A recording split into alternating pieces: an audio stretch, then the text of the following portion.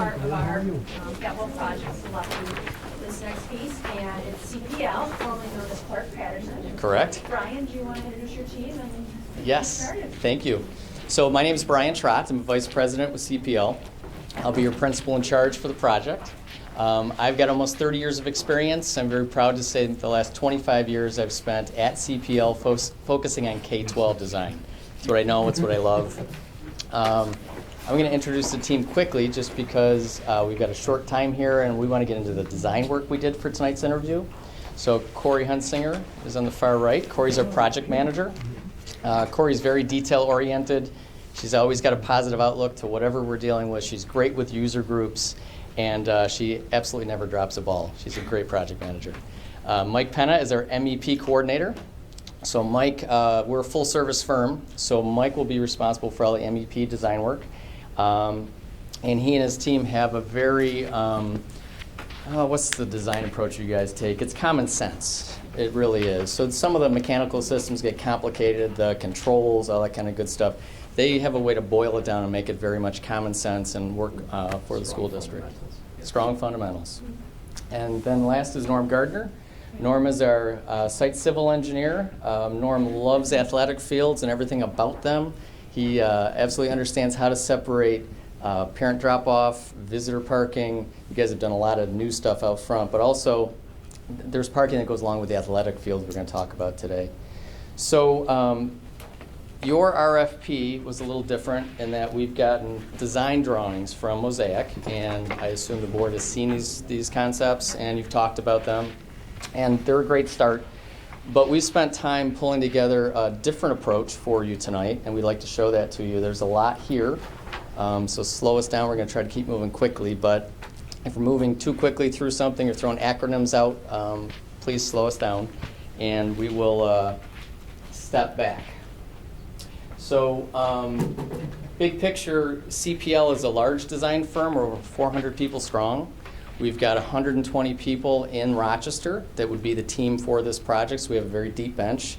As I said a minute ago, we are full service, so that means mechanical, electrical, plumbing, structural, interior design, architecture. It's all a single point of responsibility. Anything that comes up, you call us, it's all CPL. The only thing we don't do are specific things like geotechnical engineering because we don't have a drilling rig.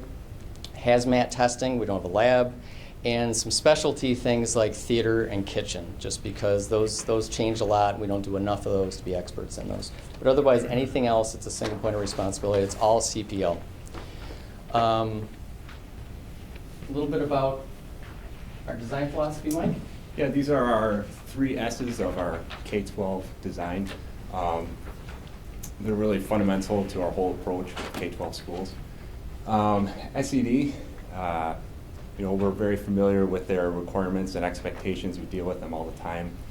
We know how to get through the review process smoothly. We know we got to look at outdoor calculations and life safety issues, as well as we know how to optimize the building aid, which Corey and Brian are going to go through some ideas that they came up with for your school later in the presentation. And I guess importantly with SED also, we look at them as a resource and a partner in the design process. We don't look at them as an obstacle or a hindrance. We keep very good relationships with them. Call them if we've got questions. If we need to, we'll send them an email for a little paper verification or paper trail. Sustainability. This is just kind of ingrained in us now. We don't need to be designing to a LEED or a New York CHIPS project, although we certainly can to do sustainable designs. We just kind of look at that straight out of the box. And security. As a full-service design firm, we've got experts in the application and hardware of security systems, which kind of lends itself to what Corey's going to talk about. But security is also not just the nuts and bolts of how to, access control and cameras and everything else, but it's also building security and making sure that your students and staff and visitors are safe. So building security is on the forefront of every district's mind in the nation, unfortunately. And it starts with a single point of entry, which you currently have, and it's a great entrance vestibule. But what we found is once you get through that secured vestibule, you've got to travel quite a distance in several districts, not just your own, to get to those places that visitors are going to. The elementary office and elementary nurse's office, the high school nurse's office and the high school office, and then just outside the district office. Anything outside that, centralized circle means that your visitors are wandering your building, which is making a vulnerable situation for your students and staff. So, thinking outside the box, what would happen if we move those surfaces closer to that single point of entry? Allowing for a security side. If we, make this your secure entrance vestibule, putting in some cross corridor doors and containing your visitors there so they can go through the Raptor system, which you currently have installed. Providing some, there it is, cross corridor doors to keep folks in this secure entrance so they can get to the high school office, elementary office and nurse's office. High school office, which is right here, nurse is across the hall, and then access district office through that high school office. This allows for visitors here, but then students and staff to use this parallel corridor, keeping them out of that security mix. So you guys are unique, because a lot of school districts don't have these two corridors, right? If we come in the front door and we stop traffic like this, the yellow space is the only space visitors can go, the students can't cross, it just doesn't work. You guys having the second access corridor in the back, it really works where you can separate the students to that back corridor. And now visitors cannot get past these points. It's perfect, it really is. Moving district office up to the front gives a great view of the front, the bus loop, the parent drop-off, where a lot of stuff happens that right now, there's a view of this courtyard. I'd say a great view of the courtyard. It's green, but it kind of rolls up the hill and it's not all that great. But there's a great view out the front of the building as well. You can also use your current high school office as the access point for district office. So you can have, I don't know if you have issues right now, if your admin steps away, there's nobody to cover her if somebody comes in, or vice versa at the high school office. But admin could cover each other and do double duty, and that spot would always be secure. So it's unique. Also, previous designs had an addition, which was, you may get some aid for it. State Education Department will give you some build-a-gate units or aid for it, but we don't think you need it. That's a nice large space. It's got the seating there, like a small amphitheater. So right off the bat, here at the front door, you've got a great opportunity just to move some things around. Yep. And what that really allows us to do, though, is address some other issues. So you can see the spaces in gray that are vacant by making these moves, right? So now we'll start the process that you see in front of you, and it's a little convoluted when you look at it all together, so we're going to walk through It's those. crystal clear. The process. So step one is to relocate those central services towards the single point of entry. The next is to backfill those elementary school spaces. So move the elementary school music, which is over here, into where the elementary office was. We knew that expanding art was a priority at one time, and that actually resulted in an addition in one of the previous renderings, which wouldn't have been aidable.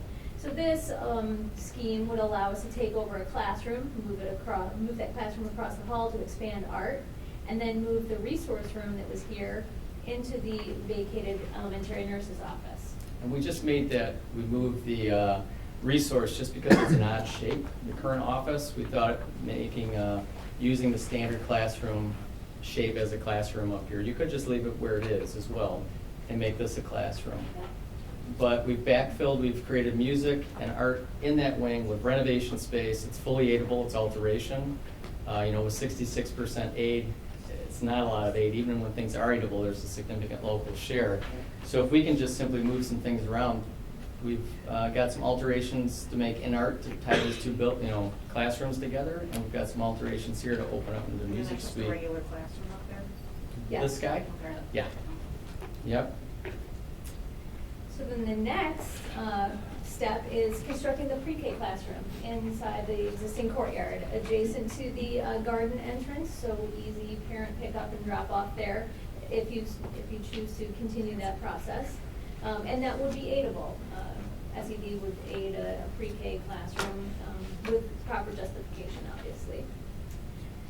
The next step would be to create a new STEAM space, and we've worked with several districts about what is a STEAM space and where does it really want to be in the building. And prior renditions, it was an addition that was either over here. It wasn't an addition, well, actually, wasn't it a infill? Oh, It was sorry, the it was infill. the infill. Infill part of that gymnasium, elementary gym, but it's not the right spot, we don't think. We think it's better served in the middle of the building with the science, technology, you know, all the stuff that goes along with it, as well as tying it to the media center, which we suggest becomes, we're now calling a learning commons. It's much more than a media center. This space could, you know, it has a lot of books, more books than a lot of libraries, media centers do, and a lot of fixed computers, but in many districts are going to more soft seating, high top tables, a small Keurig station, and The Starbucks complex. Starbucks, that's it exactly, the whole thing is Starbucks. But we could also take a classroom, and again, we've taken some classrooms here, taken a classroom there, we're taking 2 classrooms here for nurse and STEAM, and we're gonna put these back. But in order to take this whole thing and make this a really great space, works better for supervision. Your librarian can supervise the STEAM space or vice versa. You know, it works for a lot of reasons. Exactly. The next step would be to backfill into those high school classrooms that we vacated. As Brian mentioned, we took over 3 classrooms for district office, 2 classrooms for high school office, a classroom for the STEAM space. So we put 6 high school classrooms back. So we've done that. There's a conference room down here. There's a traditional CAD drafting here that oftentimes that comes up to STEAM as part of your STEAM Learning Commons. So those might be open spaces. If for some reason you say to us, well, we really need to keep those spaces, we need to put these classrooms back, we have evaluated that there's room on this corner and this corner of the building to put 2 classroom additions. It's actually where we started. And then working back and forth, how do we do this more efficiently, not spend the money building classrooms, just repurposing spaces. So it's inside the footprint right now. So everything we've talked about so far has been alteration aid, fully aidable with the exception of pre-K, which is an addition that does get some aid. The next step would be to renovate the existing elementary school gymnasium to make it a modified sport competition gymnasium. Rotating it 90 degrees and being able to get some bleacher space there, approximately 100 seats over there. And what this does for us, putting it back in the same footprint, it allows us to use renovation aid to build half of it and then have the rest of the portion that's outside the existing footprint that would be unaidable. But here again, maximizing your aidability on that addition. Right, we know the dimension this way is wide enough. We can get a full competition court in here, plus some bleachers. 100 seats is 2 or 3 levels of bleachers on one wall, so it doesn't take a lot of space. So it does fit in that location. And then the last piece here, understanding that some renovations to band and choral classrooms was a desire.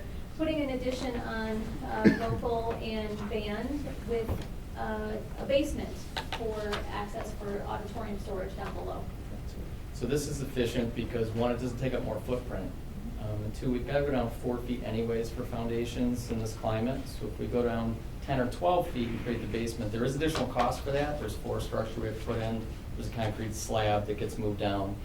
But it's still the most efficient way to build the storage below it for the auditorium. So that's the main level.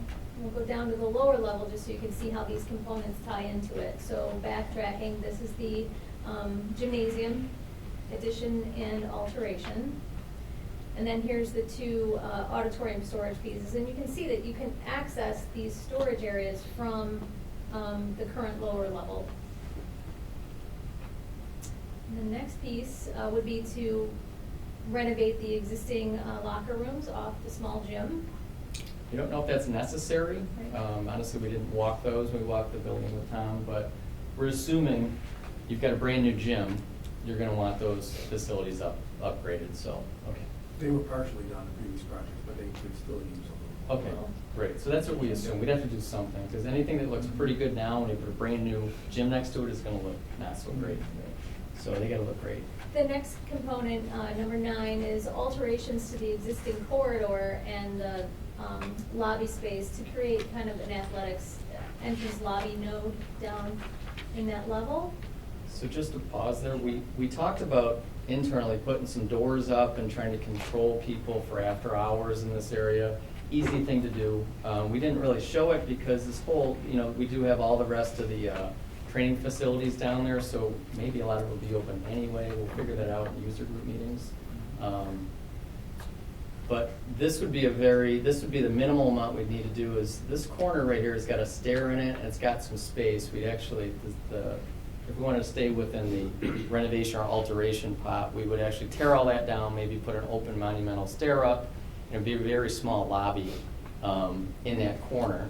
What we'd like to do, and you probably would as well, but it comes with local share, there's no aid for a new addition of a lobby space adjacent to the gym that would really allow us great access into this new gym. It would enhance the access into this gym and the fitness areas, locker rooms, it's fitness above, right, or your adaptive PE above. So, but that comes with local share. So trying to be sensitive to that, that's a maybe. So that's the process. And I know we didn't touch on everything that was in the, the documentation that was part of the RFP, but as we understood it, these were some of the highlights, the major concerns. Yeah, the other things like renovating the science rooms, easily still do that, right? That's standard. We wanted to talk about things that are different than what was proposed in the previous examples. Corey and Brian, what if we end up renovating spaces that were renovated in 2011, 2012? Will SED review those plans and say, wait, we just gave you money on this X number of years ago? Will that be a factor in any of this work? They can. So we need to be honest with them and show them plans of what we want to do. If they ask, was this just renovated? We need to be honest and say yes. And then what they can do is prorate the aid. So they'll give us a portion of the aid, but you're also still paying on those.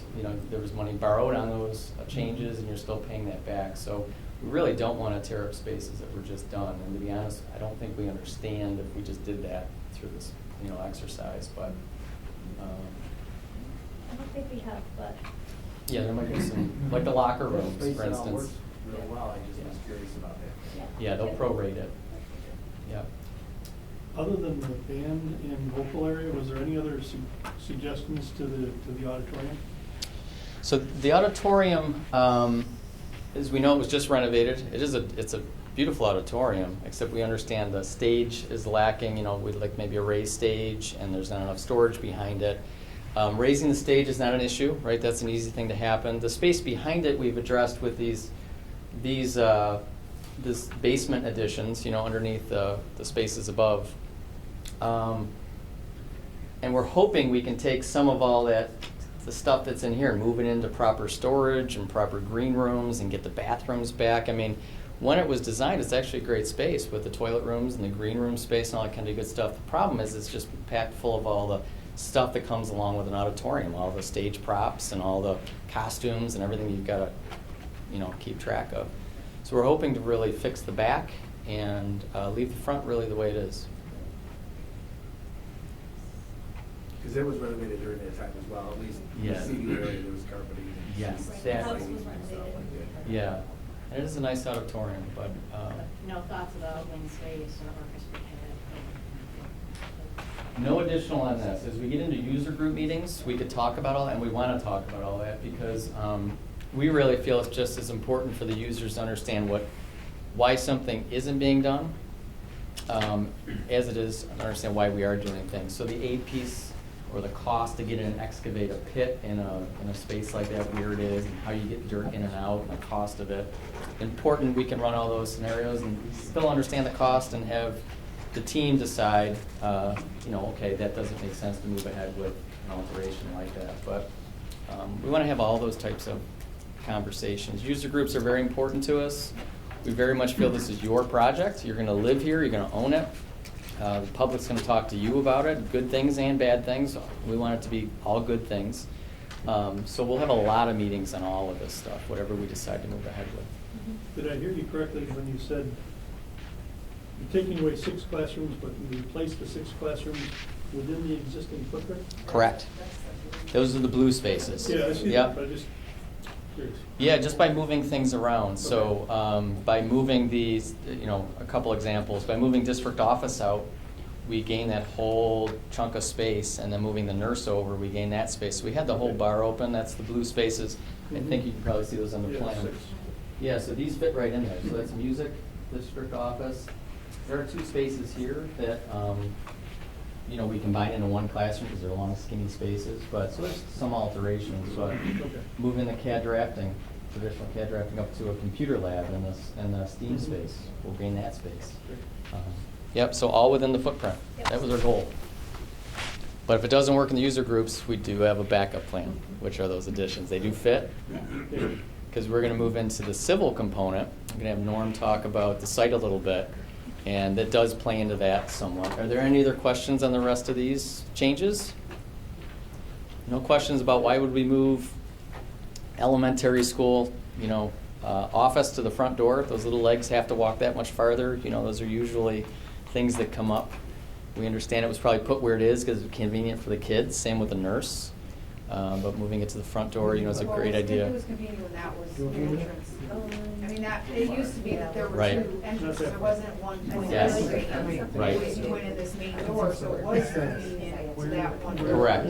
But now we've moved to this single point of entry, which now It's harder. It doesn't work with a single point, right? So, okay. So you had the answer already. That's why we didn't get it. That's great. Not that far along. No, we agree, but, okay.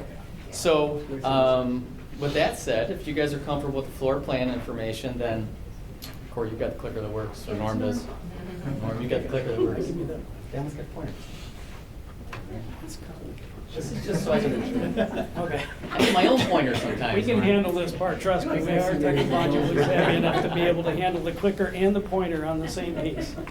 So let's go outside. The way we've looked at this is we still have your main competition venue in the back of the school. It seems to be working very well for you. It seems it's a beautiful venue back there. When I walked it with Tom the other day, with the trees were gorgeous. It's really nice back there, but it can be brought up to a better level very easily. So what we thought we heard in your original proposals was we're still going to maintain access back through here, and we do have the ability back in the back here to create a little bit more parking that you currently have. You do have a storage building right there that we're currently showing a parking lot on top of, so we're going to have to work through some issues with that and how we're going to store that equipment. But it's a relatively easy construction. It's a lean-to barn type of thing. It's a little small, we can just build a bigger one. We can build a bigger one. We'd love to build a bigger one somewhere else. But essentially what we would come in, we would still maintain your back door function back here where we have emergency generator. There's a lot of pieces and parts and infrastructure that's still back in here, deliveries, et cetera. So you'd still maintain that space.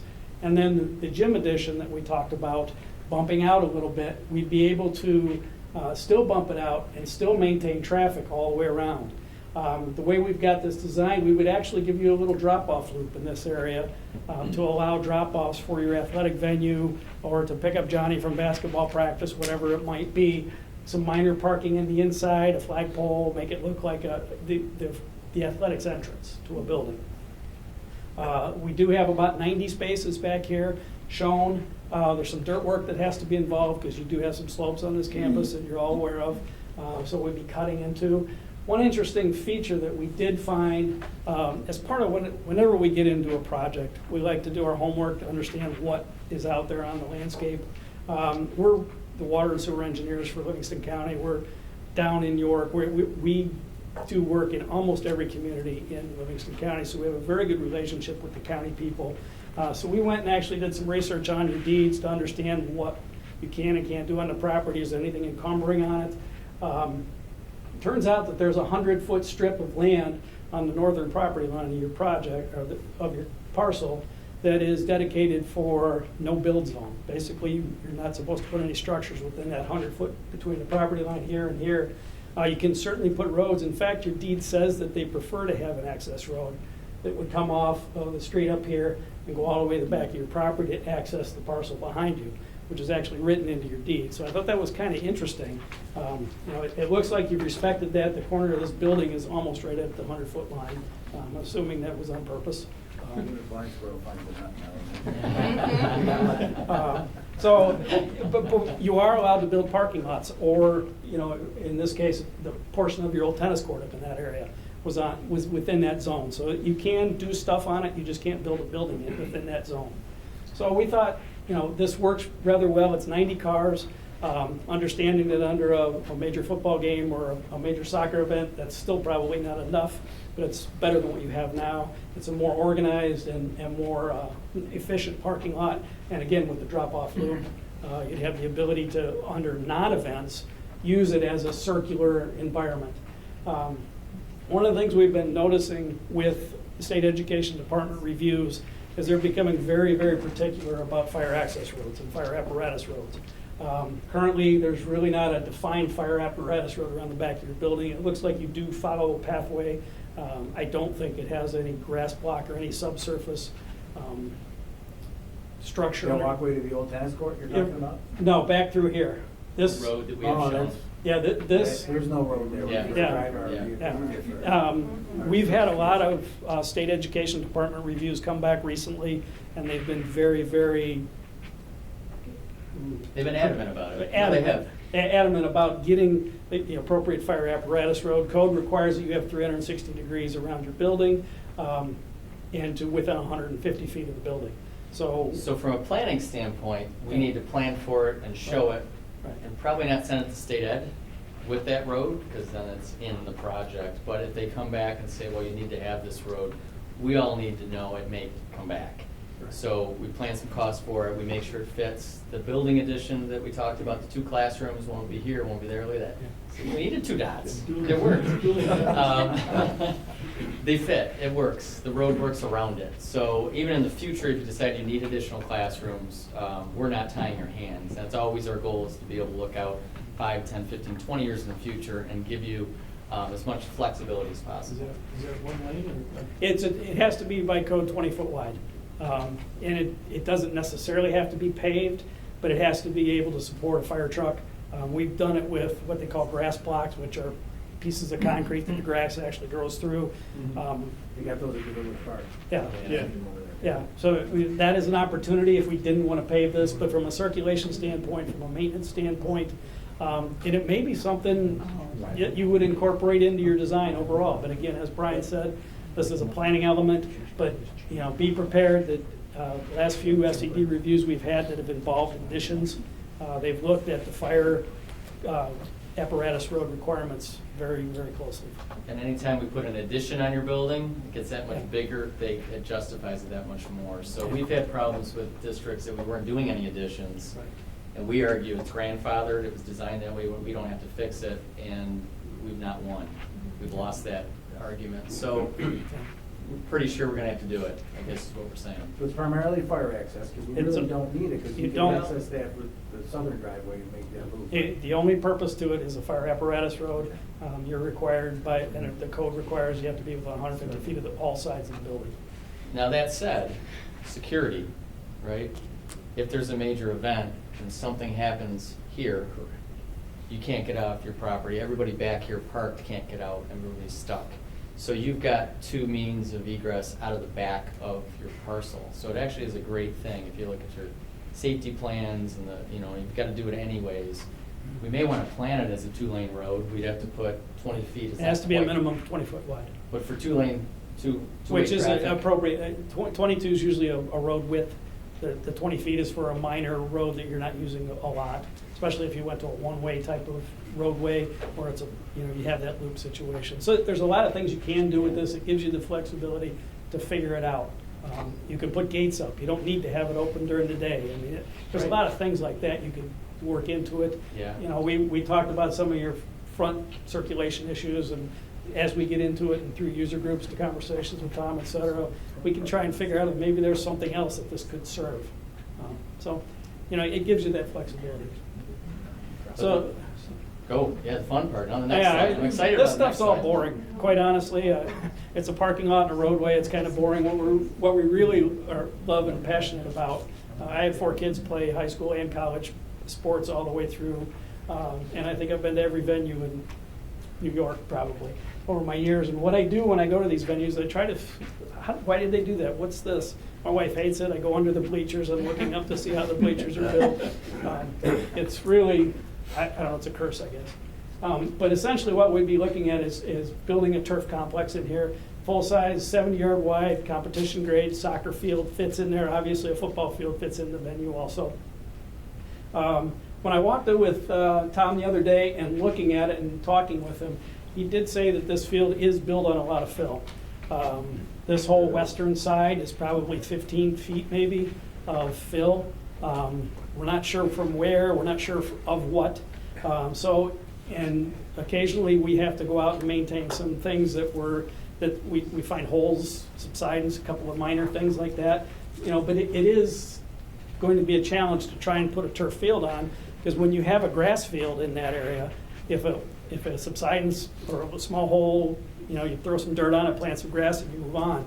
If we put a turf field on there, you can't really do that. It's very expensive to fix anything that shows up that would be a deviation, and it's very, very noticeable, and the taxpayer wants to know, why do I have a 6-inch hole in this brand new turf field? It's going to be a fun question to answer. So we're going to have to, right out of the gate, evaluate what this is built on, what's underneath it.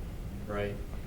And in other districts, we've done a lot of geotech work, drilled a lot of holes, and determined we had pretty good soil. We had to remove, 4, 6, 8 feet. Got into construction, 3 feet away from the hole we drilled, we had to go down 18 feet, 50 feet around. I mean, you just can't do enough geotech to really.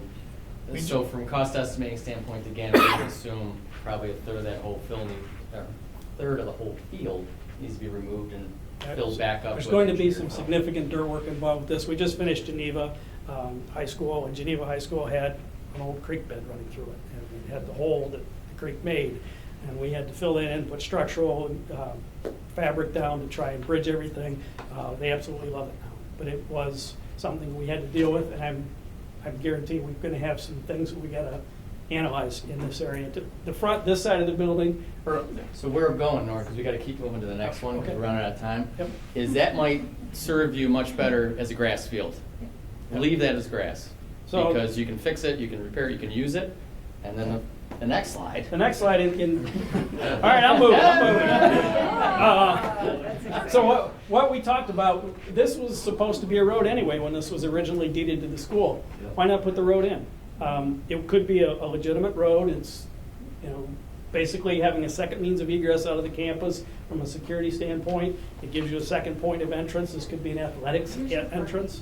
Because now this really solves that security piece, because I explained the bottleneck in the back, it would still get everybody out front, but you still only got one exit out. So if something horrible happened at the exit of the site, you're still stuck. Now you've got a second means. So, This was your former. If you had that long driveway, you wouldn't need that. you still would need it to get around the building. You have to be within 150 feet. We can work on this, design this road into where I can get to 150 feet, and maybe not duplicate these two pieces right here very easily. But this was your former tennis court. It's already built for parking. Put a parking lot in. I'm a baseball guy. Both my sons played baseball in high school, and I know that it's a lot of fun getting a game in the springtime. What we'd be looking at, the last 2 years, and what we're doing at a lot of districts, we just finished up Fillmore's, we've got Allegheny Limestones, we just finished, was a baseball softball complex, and inside it fit a full-size soccer field, all on a turf system up here. This is more or less graded already. To maintain baseball and softball equality, we'd be looking at put the softball field. Unfortunately, this is about where that hill starts. So we'd be looking at some pretty significant fills in this area. But if we keep this grass and you just use it for just Friday night lights or whatever, that field will last much, much longer. You can do all your practices on here. The money we save from not digging up all of the stuff that's over buried here, we put it over here into a structural fill. I think it would be about a wash when we're done. And that way we would have a brand new softball venue on turf, a brand new baseball venue on turf that could be, this fits in so that they can play simultaneously. The orientation's the same as you were on the baseball field as you are now. Softball field, we'd actually orientate in the correct, usually like they have 15 degrees off north for a venue for a softball. So this would be perfectly lined up, and then your internal soccer field could be for whatever you wanted to use it for. Could you play softball and baseball at the same time? Yes. Yeah, this is a There three. you go. Yeah. Thank you. We were just debating that question. Yeah, so it's on the back. It's on the back of the plate. Last I heard, you It can't do just like. doesn't look very big. The Yeah, the softball softball looks This really is 200. tiny. It's 215 feet for the softball field and 375 to center field. So don't hit the ball so far. And again, this is just preliminary Why do planning. boys get a bigger field? We, Come on, answer that one. the way it is right now, we can't fight. But, you know, this does come with more cost. It is about twice the size of the amount of turf that you were going to plan on for here, but it is a multi-purpose and multi-sport facility, and it becomes a venue, and it has a little opportunity here for a little pocket parking lot for whatever you need, more parking lot over here. We did talk about lights briefly. We didn't find anything officially filed in any of the county deeds or anything like that about not being able to put lights up in the front here. I'm talking with Tom. I don't know if that's something. I heard that somewhere along the line. Yeah. So That would be an issue, Yeah. putting lighting up. So we had originally talked about doing something here and lighting it, but I don't know if this would be a lit venue. That would be something we'd have to approach through.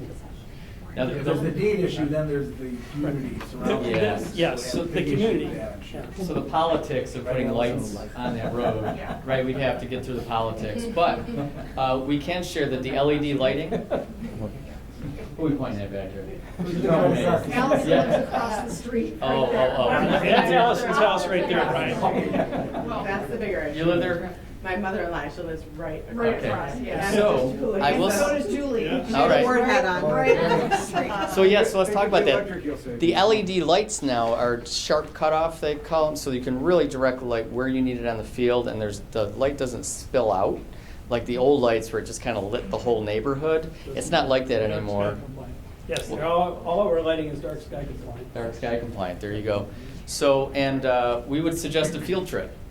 We've built we've built just the track, and it's very similar to this in Port Byron, where we're a little farther away from the road, but we can go down and look at their lights when they're on, see how it doesn't wash into the road even, and then go across the street to the houses. It's dark. I mean, if you look out, you see it obviously because it's lit, but it does not light up the neighbor's property, even the road.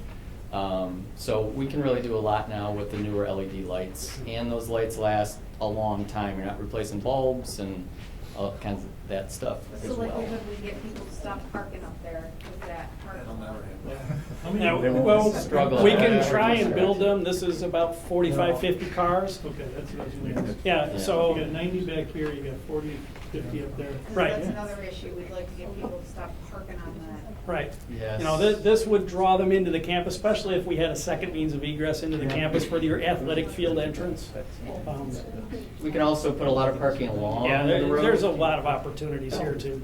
You know, to- instead to of work it in. building a lot here, just put it along the road, so they're gonna park there anyways.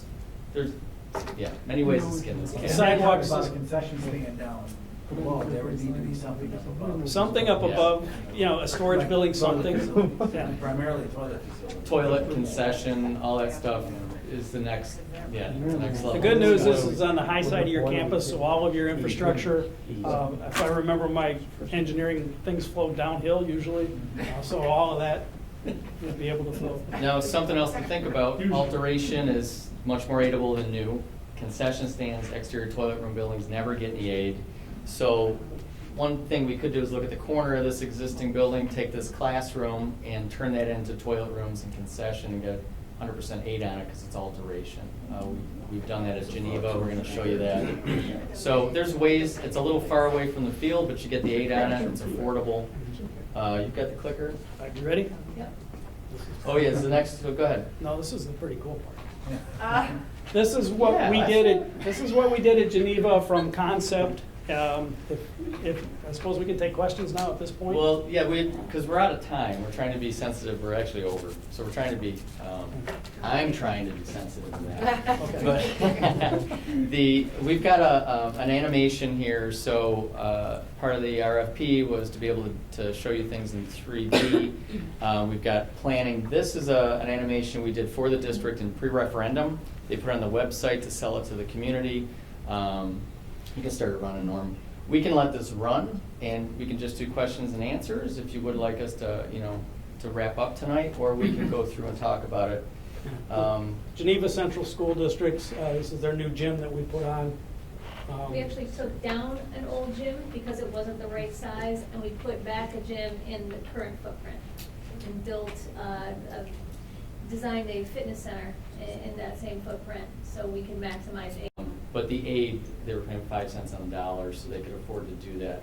Being sensitive to your 66%, we didn't think it was realistic to come in and sell taking down. Is that our music? Yeah. Oh, it is? Okay, sorry. Take down the whole corner and show you rebuilding and get you all excited and then say, well, it's $28 million, which is what this was, and you're paying for quite a bit of it. So This is the gymnasium, This was the 29. boring stuff, and now we're gonna go outside and see what we did. boring stuff. So that they have an exterior plaza, and on this, again, we rebuilt all this, but in the same footprint. But in this corner right here, we did concessions and toilet room inside the footprint. Got aid for it.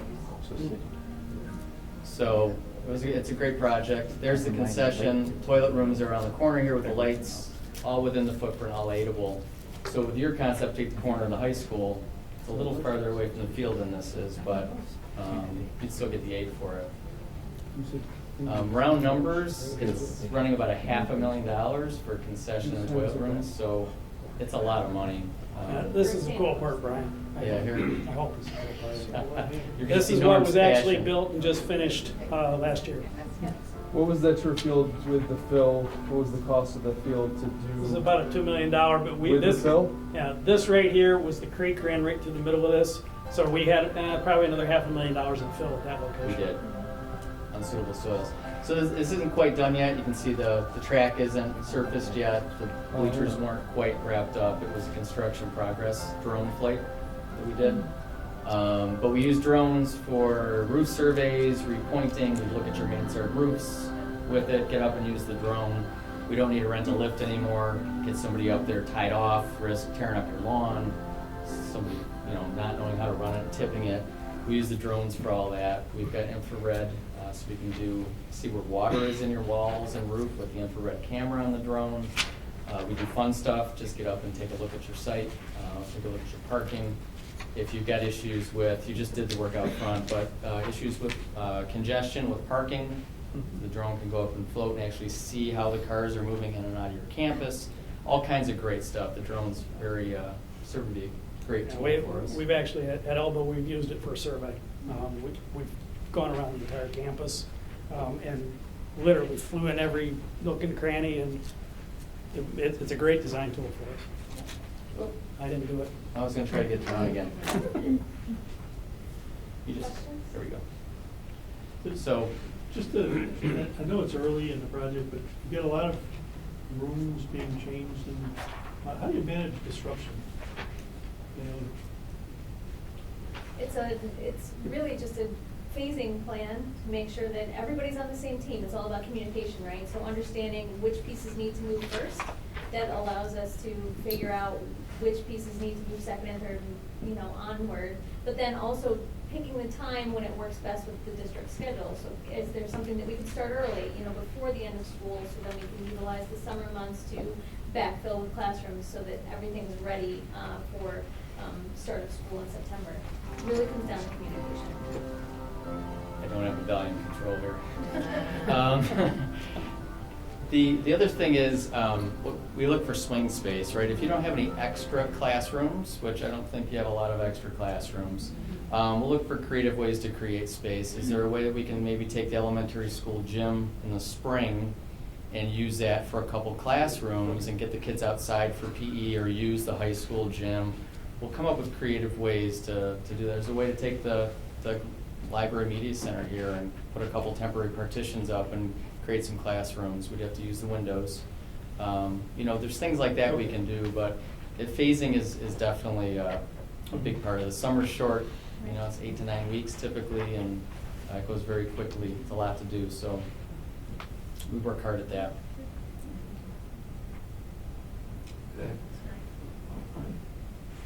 Any other questions? Thank you. Okay. Good stuff. Thank Thank you. you. All right. Thank you. Very good.